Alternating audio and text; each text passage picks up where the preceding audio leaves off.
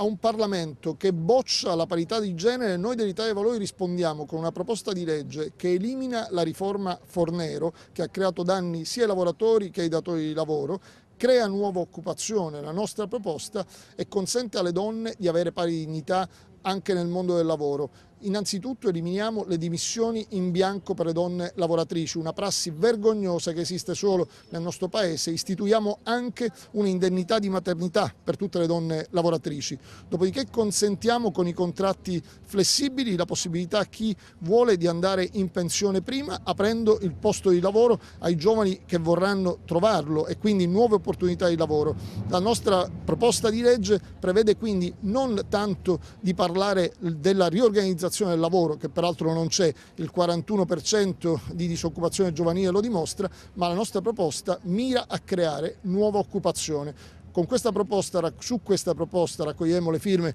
in tutte le piazze italiane e la metteremo a disposizione anche del governo Renzi per verificare in concreto se oltre allo spot si vuole riempire anche di contenuti quella che è la proposta.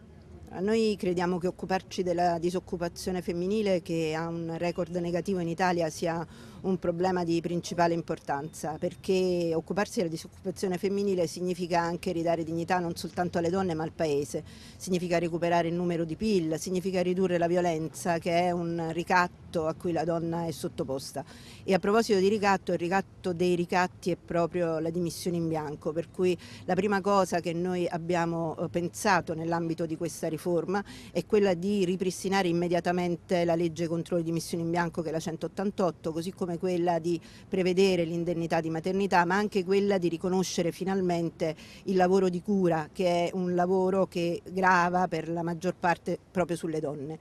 E noi crediamo che sia una cosa di fondamentale importanza, perché il problema delle donne è un problema che non è femminile ma è un problema del Paese, e quindi recuperare il Paese significa recuperare l'occupazione femminile.